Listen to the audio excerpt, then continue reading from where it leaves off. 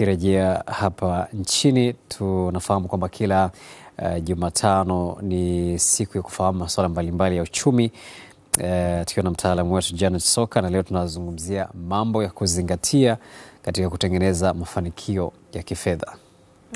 Na kama ambavyo umeeleza, kila Jumatano tunakuwa hapa na Janet Soka kufahamu zaidi katika hilo, na tukizungumza hapa kuhusiana na hayo, mshauri wa masuala ya maendeleo binafsi pamoja na mchumi Janet Soka, karibu sana. Asante sana. Na yapo mambo mbalimbali ambayo tunafahamu na tunaendelea kujifunza, tukitambua umuhimu wake hasa katika kusaidia masuala ya kifedha na kiuchumi. Pengine tuanze na hili la leo. Okay. Kwanza kabisa tuanze na ile maana ya tunapozungumzia mafanikio ya kifedha. Maana hapo sasa kwa mazingira ya kijamii mtu anaweza kawa na tafsiri nyingi kuhusiana na mafanikio ya kifedha. Lakini hapa tunazungumzia kikubwa ni ule uwezo wa mtu binafsi kupata mahitaji yake yote ya muhimu, lakini pia kuwa na uwezo wa kupata mahitaji ambayo sio muhimu lakini anatamani kuyapata, na kufanya maamuzi bila kutazamia mchango kutoka kwa watu wengine. Na hapa tukizungumzia mafanikio ya kifedha, hayapimwi kwa kiasi ulichokuwa nacho sasa. Ni ule uwezo wa mazingira yanayokuzunguka, na hakuna standard ya kusema huyu sasa mafanikio ya kifedha ukifika kiasi fulani basi ndio umeyapata. Inategemea na mahitaji yake uliokuwa nayo. Kuna mtu labda mfano ana familia watoto 5, yeye mafanikio yake ya kifedha kwa maana akiwa na uwezo wa kulisha familia yake, kuendesha maisha yake na kufanya maamuzi yanayomzunguka, akalipa ada na mambo yote bila kuomba kuhitaji msaada kwa mtu mwingine, huyo tayari amefika level ya mafanikio ya kifedha. Kwa hivyo mafanikio ya kifedha tunaozungumzia si jambo la siku moja. Pengine leo umeweza, kesho itakuwaje, kesho kutwa, wiki ijayo, mwakani, baada ya miaka 5 na kuendelea. Na mafanikio ya kifedha si jambo la muda mfupi kama nilivyosema. Ni jambo ambalo ni matokeo ya kuwa na tabia na kuwa na ule uwezo wa kufanya tunasema kanuni, kuzifatiza, kuzijua na kuzifuata. Kanuni kama budget, kanuni kama akiba na vitu mbalimbali. Na hapa tunaweza kusema ninawezaje kufikia mafanikio ya kifedha. Kuna vitu kadhaa vinaweza vikawa muongozo kwa kukusaidia kwa hapo baadaye kufikia mafanikio ya kifedha. Jambo la kwanza kabisa ni tunasema tambua njia zako au chanzo chako cha mapato. Kwa Kiingereza tunasema earning skills. Taaluma, uwezo au tunasema kile ambacho unakitumia ili kupata fedha. Na hapa tunatofautiana kati ya mtu mmoja na mtu mwingine. Na kwa nini tunasema ujue njia yako ya kupata fedha? Hapa kuna vitu viwili muhimu vya kuzingatia. Kwanza kabisa, ukishajua unapata fedha kupitia nini, itakuwa ni rahisi kufahamu na kuweza kukuza zaidi ili fedha iweze kuingia. Kwa maana labda nitoe mfano hapa. Kwa mtu ambaye labda anafanya biashara kama chanzo chake cha mapato. Ukishajua kama chanzo changu cha mapato ni biashara, maana yake either niwafikie wateja wengi zaidi nipate fedha au nifungue branch nyingi zaidi. Maana yake sasa ukishafahamu chanzo chako cha mapato inakuwa ni rahisi. Au mwingine unatumia taaluma, maana yake ili uongeze elimu au uongeze elimu zaidi au usome, upate ujuzi mbalimbali. Na sababu ya pili kwa nini utambue njia yako ya kupata fedha, ni vizuri ufahamu kuna baadhi ya taaluma au skills tunasema hazikai muda mrefu. Ni ule uwezo ambao unafanya kitu kwa sasa hivi. Hapa nitoe labda mfano labda kwa mfano kwenye mpira. Ndio. Mchezaji wa mpira. Hapo kwa nisikize kwa makini. Usiniulize sana. Sikiliza. Mfano kwenye mpira, mtu anapokuwa na kipaji, anavozidi kuwa kijana, maana yake kipaji chake kinang'aa. Umri unavozidi kwenda, akifika umri labda miaka 35, ile value yake inashuka compare na kijana mwenye. Hata sokoni kidogo thamani inakuwa imeshuka. Sasa kama mtu anaishi kwa kutumia kipaji cha mpira, maana yake asipojua uwezo wake, maana yake hii fedha anayoipata sasa hivi anapaswa kuipeleka katika sehemu tofauti tofauti, kwa sababu kipaji chake na uwezo wake hautakaa muda mrefu. Lakini kuna skills nyingine, mfano fundi ujenzi. Labda fundi ujenzi naye labda sasa hivi anaweza kaa anabeba tofali, anatumia nguvu kuingiza fedha. Kumbuka umri unaenda, si kila unachokifanya sasa hivi baada ya miaka 5 unaweza kuwa na nguvu zile zile. Kwa hiyo ni vizuri ufahamu chanzo chako cha mapato na ukiangalia namna gani unaweza kukidevelop. Labda mfano kwa hapa niliposema kwa mcheza mpira, na mimi kwa jinsi ambavyo vinifuatilia, wengi wao unakuta wanacheza baadaye anakuja kuwa mchambuzi au mwingine anaenda kuwa kocha. Maana yake anajua katika karia ile anatafuta sehemu nyingine ya kuifanya ili mambo yaweze kwenda. Kwa hiyo chochote ambacho unakifanya sasa hivi hautakuwa nacho muda mrefu. Angalia namna gani unaweza kukinoa ili kiendelee kukupa fedha. Jambo la pili ni mpango binafsi wa kukua kifedha. Na hili ni jambo muhimu sana. Watu wengi tuna mipango na malengo kuhusiana na maisha kiujumla. Bwana sasa hivi mwakani huyu anaanza darasa la kwanza huyu, standard 1. Mwakani nitafanya kitu fulani. Ni vitu ambavyo vya kijamii. Mwakani lakini kuhusiana na fedha, ulishawahi kupanga labda mwaka huu natamani ikifika Disemba labda benki niwe na kiasi fulani, niwe nimepiga hatua fulani ya maendeleo. Ni vitu ambavyo watu wengi wanaona mbona kama sio halisi, lakini ukweli ni kwamba ni vitu halisi. Na Disemba ndio hiyo bado baki kidogo. Tutaweka mipango Januari. Disemba ndio hiyo bado. Disemba ndio. Usianze kusikitika hapa. Nasikitika sana. Nasikitika kuambia kwamba tujaribu tena mwaka ujao.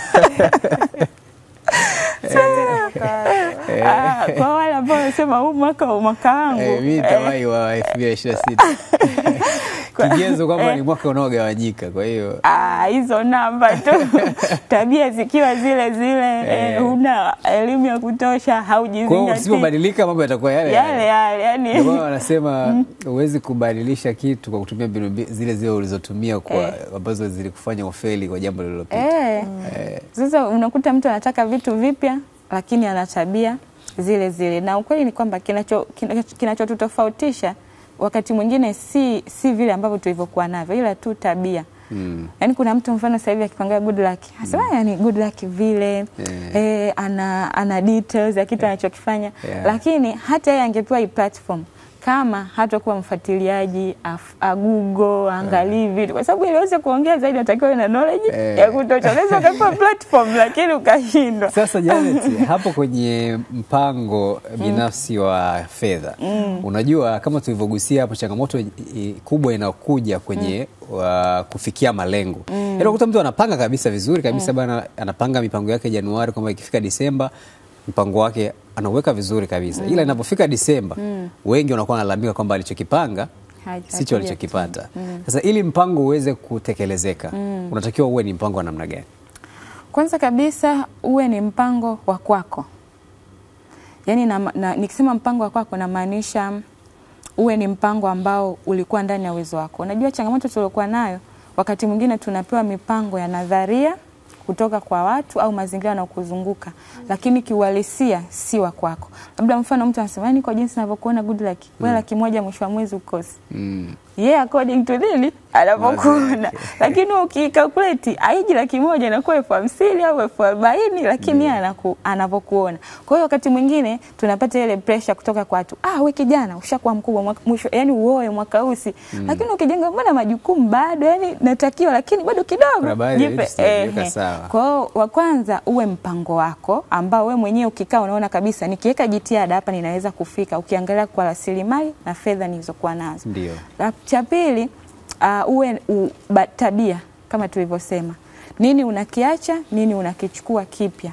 Kwa sababu mwaka huu utakuwa sawa na 2026 kama utakuwa na tabia zile zile na mambo yale.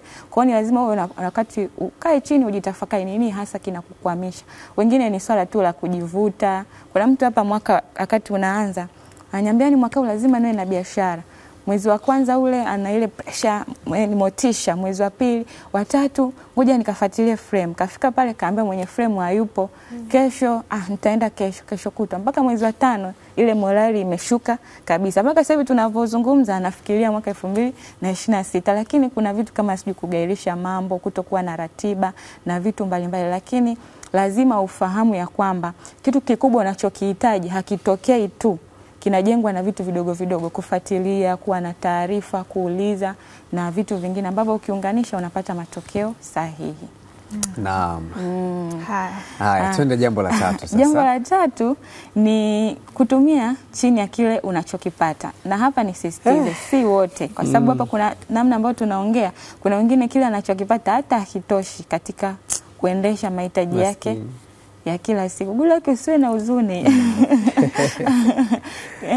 Kutumia chini ya kile unachokipata. Kama unanitazama sasa hivi na chanzo cha mapato chako hakitoshei kuendesha maisha yako ya kila siku, hapo hakuna mbinu nyingine zaidi ya kufikiria kuongeza chanzo kingine cha mapato. Na hapo watu wanashauri angalia changamoto, tumia fursa, angalia mazingira.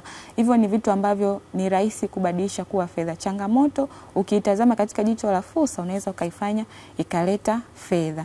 Lakini kwa nini hapa tunasema tumia chini ya kipato chako? Ni kwa faida kuu mbili. Faida ya kwanza, ukitumia chini ya kipato chako utaweza kupata akiba. Maana kuna darasa mimi ninawahi kufundisha mahali mtu anakuambia ninakusikiliza. Lakini sasa natoa wapi? Yani katika kile kinaisha chote. Maana yake mtu ambaye hawezi kutumia chini ya kipato chako hata kuwa na uwezo wa kuweka akiba. Na akiba ni muhimu. Na tusizungumze sana, nadhani wengi tumeona umuhimu wa akiba. Akiba ya fedha, akiba ya chakula ni vitu ambavyo vinatokea kwenye maisha yetu. Kwa hiyo lazima utumie chini ya kipato chako ili kupata akiba, lakini pia ukitumia chini ya kipato chako unaweza kupata fedha kwa ajili ya uwekezaji. Ndio.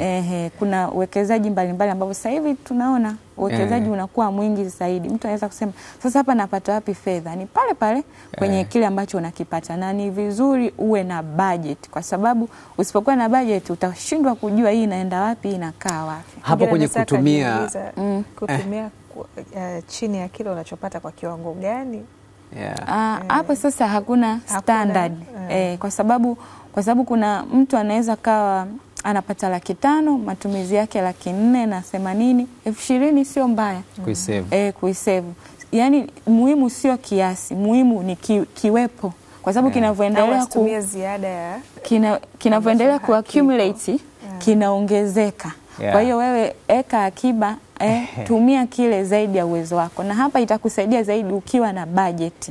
Kwa sababu budget inaweza kukwambia mimi napata 500,000, 300,000 ni matumizi haya, 100,000 hii ni kama lakisha, alafu kuna 100,000 inabaki. Kwa mtu, kuna mwingine ananitazama hapa, ajui kwa mwezi anatumia shingapi, bando ajui shingapi, chakula shingapi, yeye kilichokuwa mfukoni tu ni mali bila daftari. Sasa hapo unaweza kuhisi mimi sina hela, kumbe zipo zinapita katika milango ambayo na una lipi la kuambia watu wanaomiliki vitu vya gharama kubwa? Kwa mfano watu wanaomiliki simu za gharama kubwa wakati kipato chao ni kidogo. Sasa kuna muda akikutani, lakini ukuta ana simu ya 3.5 good luck. Mshahara wake ni 700,000. Ukweli ni kwamba kwanza kabisa bila kujaji anatumia simu na anatumia kitu cha namna gani na uwezo wake. Ni vizuri kwanza ujiulize hicho ambacho umenunua kwa gharama kubwa kinakusaidia kuingiza nini? Kwa sababu kuna mtu anatumia simu hiyo labda pengine ni content creator, anataka picha, kwa hiyo anaweza kawa anatumia kwa ajili ya kumpa fedha. Kwa hiyo tunasema safi. Lakini kama unatumia for leisure tu, kwamba nikiishika hivyo tuone brand kali, ndugu yangu, hapo tunapoteana. Kwa sababu gani? Pengine watafuta mtaji, simu ndio hiyo hapo, ndio duka lako la hilo, ndio umeleka mfukoni unatembea nalo kila siku. Kwa hiyo ni vizuri, si mbaya kutumia vitu vizuri, lakini tukubali kukua taratibu, kwa sababu unapopanda juu kwa haraka sana, ukiwa chini haujajiweka vizuri, kuna uwezekano wa kushuka kwa haraka sana zaidi. Kwa hiyo usiruke ngazi, utaanguka. We panda tu taratibu, utafika hizo level za juu sana. Na mimi niangalia nikasema kumbe shida ni macho matatu. No, na vimacho vitatu. Safi kabisa. Kaa ndani ya uwezo wako. Baada ya jambo la tatu, sasa jambo la 4. Jambo la 4, badilisha mfumo. Yeah. Kubadilisha mfumo, ifanye pesa yako ikufanyie kazi. Yeah. Na hapa na ndio hiyo. Kumbe kuna tofauti kati ya wewe kuifanyia kazi pesa na pesa kukufanyia kazi. I see. Kuifanyia kazi pesa ni ile bila kutoka. Mambo haya. Nasema ni mguu wa kutoka. Ili usipotoka ndio hivyo. Sasa wewe unaweza ukaona umri unaenda. Lakini ukiachana na umri, mambo mapya yanakuja. Yeah. Kwa hiyo si kila siku unaweza ukawa na uwezo kama huo. Kuna siku utastaafu. Kwa hiyo ni vitu ambavyo ni vizuri ukajitazamia, especially kule unapoenda. Kwa hiyo tengeneza mfumo, na kwa mwingine ambaye anafikiria anza taratibu. Tengeneza mfumo ambao, na hapa nazungumza hata na wamiliki wa vitu. Kuna mtu naye labda ana shule au ana kitu fulani, mpaka awepo bosi ndo mambo yaende. Yani asipokuwepo wanampiga nini, mambo au wanamsubiri. Yani kuna delegate haja delegate of course. Yani tengeneza mfumo ambao hata wewe usipokuwepo mambo yaweze kwenda kabisa. Hapo ndo hela yako itakuwa inakufanyia kazi. Unakuwa tu unafanya una mtu wako mmoja, unamuuliza mambo yameendaje, ana report. Hela inaingia. Yani mambo safi kabisa. Ila mvua kutoka tupambane sana. Mvua kama hiyo nyesha leo ndugu yangu unaloa huko sio kuwepo hapa kutangaza. Shughuli. Assignment. Nashukuru sana. Siku inakuwa haijahesabika. Yaani nafikiri kuna kipindi jana tu unatoka nyumbani unakuja kuomba kutupa na si ujumbe ambao tuko hapa. Kwani kuna kiua ukusu. Ni wa kwetu wote hapa. Ndio. Sasa tuendelee kuyapokea. Sawa. Lakini mbali na hivyo Janet, tuna mafanikio ya kifedha ni matokeo ya mambo fulani. Yaani ili mtu apate mafanikio ya kifedha kuna vitu muhimu ambavyo vinamsaidia yeye kupata hayo mafanikio, sio? Ndio. Jambo la kwanza ni malengo ya kifedha na maendeleo kiujumla. Nimezungumzia hapo juu, lakini naomba nirudie kwa mara nyingine kwamba ni vizuri uwe na malengo, wapi unaelekea kwenye maisha yako. Na malengo hayo yahusiane na wewe mwenyewe. Yaani mtu asikupe malengo kwa vile anavyokutazama au anavyoona. Ni vizuri ukatazamia kwamba baada ya miaka 3 kutoka sasa utakuwa wapi, miaka 5 ijayo utakuwa wapi. Hivi ni vitu ambavyo tunaweza kusema ni kama ni vitu nadharia hivi, lakini ukweli ndio vinatuongoza katika kufanya maamuzi yetu ya kila siku. Unajua wote hapa Hilda na Goodluck, kuna siku ambayo mliweka malengo kwamba natamani kupata taaluma ya habari, ndio maana leo mko hapa. Kabisa. Kwa hiyo pengine usingechagua hicho ulichokichagua, pengine tusingeonekana hapa. Kwa hivyo ni vitu ambavyo mtu akisikia anasema bwana, hayo ni mambo ya nadharia, lakini ukishajua unaelekea hapa, njia hii ni rahisi. Ukikutana na kikwazo kama unaluka au unapita pembeni, lakini unaifahamu njia. Watu wengi wanaishi lakini tu anaona tunalala tunaamka bwana, tunamshukuru Mungu, kesho kutwa maisha yanaendelea. Ni lazima ujue baada ya miaka 2, 3, 5 utakuwa wapi, unatamani kumiliki nini, maisha yako unatamani yabadilike kwa namna gani, ubadilishe nini. Hivyo ni vitu ambavyo kama kijana unanitazama vinaweza vikakupa tabia. Pengine vijana wenzio wote wanafanya ila wewe haufanyi kwa sababu una malengo unayotazamia. Kwa hiyo ukikosa malengo unakuwa unabebwa tu kama mafuriko na maji. Kwa hiyo ni vitu muhimu sana vya kuzingatia. Jambo la pili ni nidhamu. Nidhamu kifupi ni ule uwezo wa kufanya kitu ambacho unafahamu au pengine ulipaswa kufanya bila mtu kukukumbusha au kukufuatilia. Na hii ni changamoto kubwa sana hasa nyakati za sasa. Kupanga, pengine mtu anaweza akapanga pale. Bwana, mwaka huu natamani niwe na biashara. Kabla Disemba haijafika 2025 nitakuwa na hiki na hiki. Hapo mwezi wa 3 wa 4 hapo watu walipoteana. Au kuna mtu alisema mwaka huu naweka akiba. Kaeka mwezi wa kwanza, wa pili, wa 3, wa 4 hapo. Kama kuna changamoto mwezi huu naacha. Mwezi ujao tena naacha. Hapo katikati mtu anaacha kile ambacho anakipanga. Ukweli ni kwamba kuna mtu mmoja aliyekusema kwamba daraja kati ya kile unachokihitaji na ulipo sasa ni nidhamu binafsi. Yani sasa hivi hapa ulipo na kule unapotamani kwenda ni nidhamu tu ukiweka, maana yake ndo kitakuunganisha kufika kule. Kwa hiyo kuna vitu utaendelea kuvitamani, natamani ile kitu unatamani, lakini kama hautaweka nidhamu ya kukifuatilia na kuonyesha unakihitaji, mambo yatabaki kuwa vile vile. Jambo la na hii nidhamu Janet inakuaje? Yani kwamba nidhamu ya fedha au nidhamu ile, unajua kuna ile kuwa unaweza ukawa unafanya kazi sehemu bosi hataki kukulipa mshahara wako, lakini kwa sababu una nidhamu unanyamaza kimya. Yani sasa unazungumzia nidhamu ya namna, yani nidhamu kwa maana ipi? Okay. Nidhamu hapa, kwenye nidhamu kuna nidhamu ya muda, kuna nidhamu ya kazi, kuna nidhamu ya malengo yako uliojiwekea.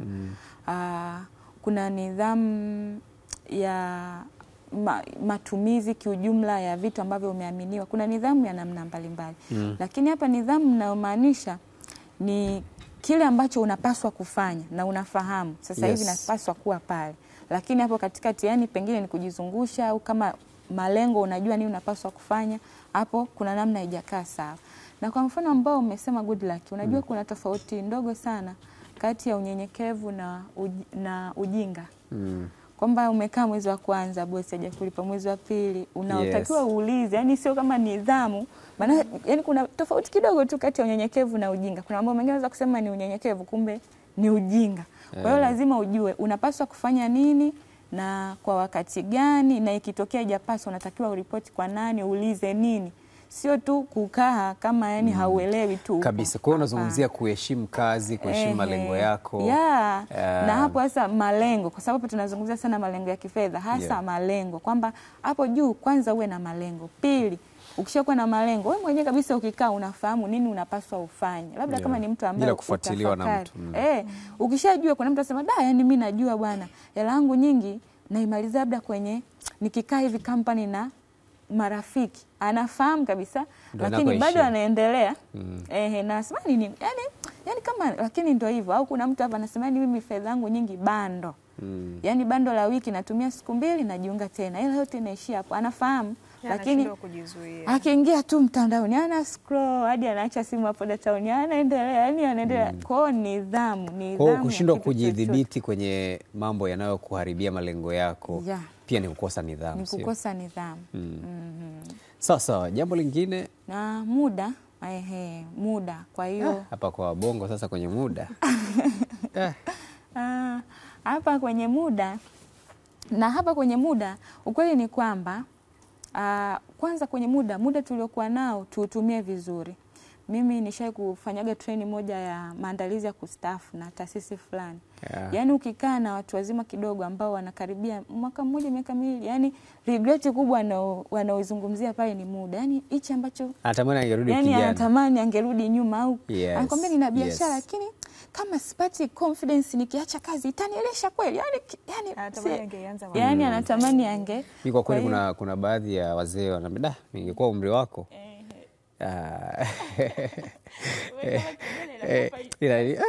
Yani anaona kama mimi, yani ananiona kama mimi nina uwezo wa kufanya lakini sifanyi kwa kadiri ambavyo inatakiwa. Kwa hiyo anasema yani mimi ningekuwa yani umri wako.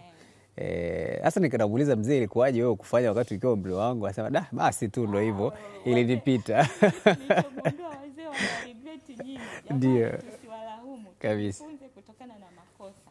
Kwa hiyo tumia muda wako vizuri. Kutazamia kule ambapo unatamani kuelekea. Na ndio maana pale tumezungumzia uwe na nini? Na malengo. Ukiwa na malengo utajua muda wako mwingi utumie wapi na itakusaidia nini. Lakini hapa kwenye muda lazima tufahamu kwamba mafanikio ya kifedha si jambo la siku moja. Kwa sababu nimesema ni matokeo ya kusevu, kuwa na budget. Lazima ujipe muda. Yani kuna mtu hapa anasikiliza anasema wiki ijayo naanza kusevu. Haitoshi, yani saving iendelee. Yani iendelee, yani iwe na muda sasa. Unaweza ukajipa 1 year. Labda kwa kuanza kwa wale ambao vitu hivi vinashirikiana na akiweka na nidhamu hapo anaendelea sasa kujipa muda, sio jambo la leo kesho. Maana kuna mtu anaweza akakusikiliza akawa na ile morali baada ya muda fulani inapotea. Hapana, inabidi uendelee kujipa muda mrefu kabisa. Lakini pia kuna ila kuwahi sehemu ambazo watu wanazungumzia mambo muhimu, labda na discuss deals za kibiashara. Leo hii ukiweka appointment na nani huyu Elon Musk, bana tukutane saa 6 kamili. Elon saa 5 dakika 45 inawezekana ashafika eneo la tukio. Lakini unakuta una rafiki yangu labda yuko Bonyokwa, mnakubaliana tukutane saa 6, saa 7 ndo anafika. Na mtu mwingine anasema mimi kaidangu hii, yani usijisifie kama unatoka nje ya muda, si kitu kizuri. Alafu hizi tabia yani unavyozidi kuzifanya zinakuangania, yani watu kwanza ni mbaya sana watu wakakulebo kwa kitu fulani. Kama una jambo lolote ambalo watu wamekuwa wakikulalamikia zaidi ya mtu mmoja, au pengine ni mtu mmoja anakulalamikia mara kwa mara, badilika. Pengine hicho ndo kikwazo chako cha wewe kuto kupiga hatua zaidi. Kwa hiyo hapa kwenye jambo la muda, na hapa kwenye muda unajua watu wana associate muda na userious. Yani mtu ukimwambia njoo saa 3, akija saa 2:30, hata mjaongea kichwani kwako ina click huyu mtu yuko serious na hili jambo. Kwa hiyo unaweza ukawa unafanya mimi nakaa mbali bwana, mtu lazima anielewe. Kumbe sisi tunakuona huko serious. Hata kama unaweza, hata kama una vigezo, una qualify, lakini tunakudisqualify kwa sababu ya kushindwa kufanya kwa wakati. Kuna jambo pia la imani. Na hapa ningeshangaa sana Janet amalize nani yake bila kuweka imani. Tupe neno. Tupe neno. Na hapa imani. Ndio. Hapo ndo ninapokupendea. Yaani hapo kwenye nani? Na mimi sasa tunasikiliza neno. Mungu kwanza, good luck. Sisi wote ni wa Mungu. Mungu kwanza. Lazima uwe na imani. Na hapa tunasema imani kwa Mungu au kwa kile ambacho unaamini, lakini imani ya kile ambacho pia unakifanya. Unajua wakati mwingine mtu anavyokibeba kitu chake kama akiamini hivi, yani anaweza akakusikilizisha idea. Yani ukimuuliza tu swali kidogo tayari umeshamtoa nje ya mstari, yani kama analibeba lakini sio sana.